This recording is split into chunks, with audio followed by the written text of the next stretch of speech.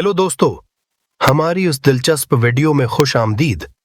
जैसे कि आपने एपिसोड 5 में देखा था, सुल्तान अमलरिक का एक आदमी बिलियान के बीमार भाई के पास आता है। वो मशावरत के बाद शकूक व शबहात की धंध छोड़ता हुआ वहां से रखसत होता है। इस वाक़े ने कहानी में एक नया मोड़ मुतारफ कराया। फिर एपिसोड 6 की शुरुआत होती है, जहां पिस मंजर में शाम का मंजर है और सलाहुद्दीन की पुर अज़म शख्सियत सामने आती है। यारुकी, एक हौसलामंद और जानसार साथी, खबरदार करता है, अगर हालात साजगार हो जाएं तो हम मिस्र से निकल सकते हैं। तुम्हारे चुचा शेर को उस वक्त तक मिस्र में दाखिल नहीं होंगे जब तक तुम बाहर नहीं जाते। ये अल्फाज न सिर्फ एक फिक्री आतबार से बामानी थे, बल्कि एक नए सफर के आगाज की बू भी दे रहे थे। सलाहुद्दीन अपनी साबित कदमी और फिरासत का निशान दानिशमंदाना अंदाज में जवाब देता है, अगर हमारा मंसूबा अंदर दाखिल होने का है तो हम बाहर क्यों जाएं? आप मुझे मुकम्मल मंसूबे से आगाह करें, फिर हम फैसला करेंगे। ये लम्हात न सिर्फ क़यादत की बसीरत का मुजाहरा करते हैं, बल्कि मौजूदा हालात की संजीदगी भी बयान करते हैं। टीम के धड़कन खलील अपनी ईमानी ताकत का उजहार करते हुए कहता है, मैंने अल्लाह से दुआ मांगी कि मुझे अपनी राह में लड़ने वाले मुजाहिदीन में शामिल कर, और उसने मेरी दुआ कबूल कर ली। एक लम्हाती सकूत के बाद, जहां तमरीक महसूस होती है, करातगीन खतरात को मुदंजर रखते हुए धमकी आमीज अंदाज में कहता है, अगर कोई भी बात बाहर निकली तो मैं तुम्हारा गला काट दूंगा। खलील बगैर किसी हचकचाहट के अपनी वफादारी और बहादुरी का सबूत देते हुए कहता है, जान दे दूंगा मगर राज नहीं खोलूंगा। इस अज़म व इरादे की पुर असर गूंज ने लम्हे को बांध दिया। कहानी की उस ऊंचाई पर सलाहुद्दीन बेहसीत सालार का किरदार उभरता है और वो पुख्ता लहजे में ऐलान करता है, खलील हमारा साथी है। ये अल्फाज क़यादत की जानिब से अज़म व वफा की महर सबत करते हैं और कहानी के नए अबवाब खुलने को तैयार हैं। धूप की तेज किरणों के नीचे बिलियान जल्दी जल्दी दमियात के रास्ते की तलाश में होता है। वक्त बहुत कम होता है। उसके दिल में खौफ और अजलत की मिली जली कैफियत दौड़ रही होती है। बाजार के किनारे पर एक कश्ती वाले को बिलियान अपनी फिरेरी आवाज में मुखातब करता है, मुझे दमियात पहुंचना है, मैं दुगनी कीमत देने को तैयार हूं। लेकिन कुश्ती वाले का सर्द जवाब सामने आता है, ये सौदेबाजी काम की नहीं, मैं नहीं जा सकता। अगर जाना है तो सामने वो दोनों बाप बेटा हैं, उनसे बात करो। बिलियान एक गहरी सोच में दिखता है कि किस तरह हालात ने उसका रास्ता बंद कर दिया है। वो सुर झटकता है और उन बाप बेटा के पास जाता है। बिलियान जैसे ही उनके करीब पहुंचता है, आदमी बिलियान के गले में बंधा हुआ हार देखकर चौंक जाता है। उसकी आंखों में माजी की किसी तकलीफदह याद की झलक आती है। ये तो मैं कभी नहीं भूल सका। आदमी के लहजे में दुख का साया होता है। कुछ लम्हों की खामोशियों के बाद वो आदमी अपनी कहानी कहता है, मेरा बेटा बेगुनाह था। इन अल्फाज ने बिलियान के दिल में एक बोझल एहसास दिलाया।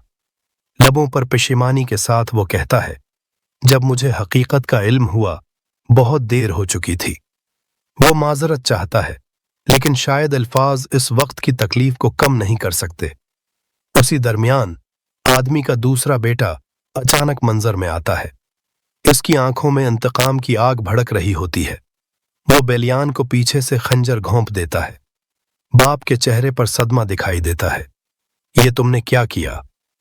बेटे का जवाब नफरत भरा होता है, जैसा उसने मेरे भाई के साथ किया वैसा ही मैंने भी किया।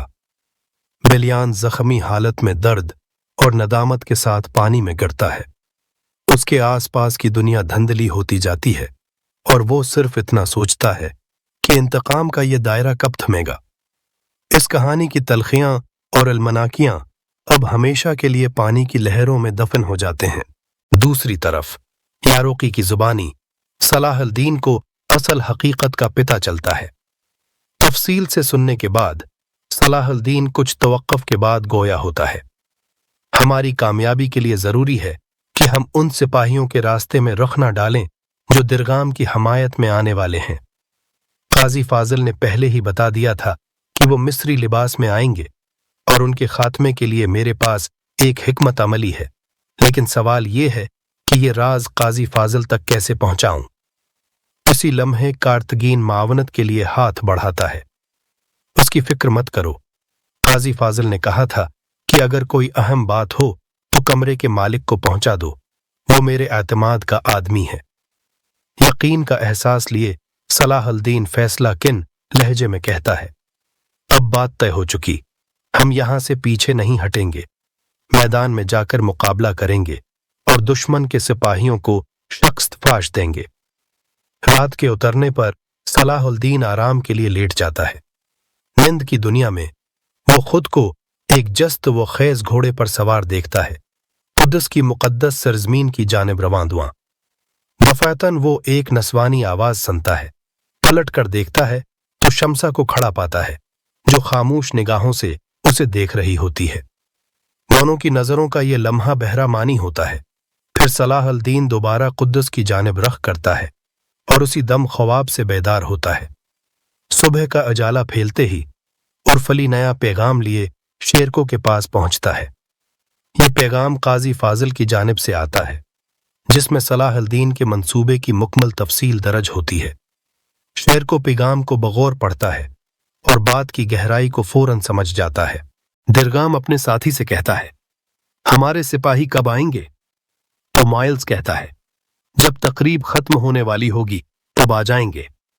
درغام کہتا ہے، وہ بند کھلنے سے پہلے آ جائیں۔ پھر وہ تقریب میں چلا جاتا ہے۔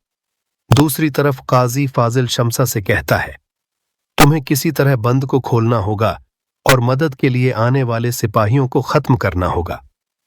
شمسا کہتی ہے، میں کیسے کروں گی؟ پھر صلاح الدین کا منظر دکھایا جاتا ہے جہاں وہ سب لوگوں سے کہہ رہا ہوتا ہے، اگر تم سب کو آزاد ہونا ہے تو میرا ساتھ دو، اس طرح ہمیں ایک دوسرے کو نہیں مارنا پڑے گا، کیا تم میرا ساتھ دو گے؟ درغام تقریب میں آ جاتا ہے اور بیٹھ جاتا ہے۔ شمسا بھی کچھ لڑکیوں کے ساتھ آتی ہے اور ان لڑکیوں سے کہتی ہے، تمہیں اپنے اندر کا ڈر ختم کرنا ہوگا، ڈرو مت، کچھ نہیں ہوگا۔ اس کے بعد تقریب شروع ہوتی ہے۔ صلاح الدین خلیل سے کہتا ہے، جتنا ہو وقت ضائع کرنا۔ اس کے بعد وہ میدان میں آ جاتا ہے اور کرتب دکھانے لگتا ہے۔ اس تقریب میں بین بجانے والے بھی قاضی فاضل کے آدمی ہوتے ہیں۔ کچھ دیر بعد جب لڑائی کا وقت ہو جاتا ہے تو صلاح الدین خلیل کو اشارہ کرتا ہے اور وہ بین بجانے والوں کو اشارہ کرتا ہے۔ خلیل بھی پھر سے کرتب دکھانے لگ جاتا ہے تو علیسا آتا ہے اور کہتا ہے، نکلو وہاں سے، لیکن وہ نہیں رکتے۔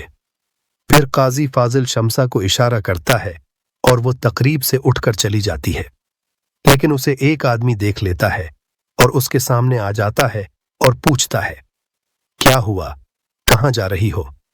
شمسا کہتی ہے، میں بند پر جا رہی ہوں اور وہیں پر انتظار کروں گی کیونکہ مجھے لڑائی پسند نہیں۔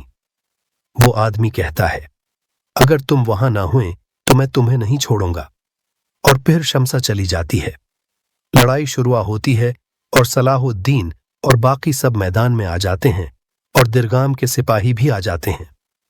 صلاح الدین اور اس کے ساتھی اپنی پوری طاقت سے لڑتے ہیں اور سارے سپاہیوں کو مار دیتے ہیں، مگر اس کے بعد اور سپاہی آ جاتے ہیں اور وہ بھی ہار نہیں مانتے اور میدان میں لڑتے رہتے ہیں۔ دوسری طرف مدد کے لیے آنے والے سپاہی بھی روانہ ہوتے ہیں۔ وہ کشتیوں پر سوار ہو کر سمندر کے راستے سے آ رہے ہوتے ہیں۔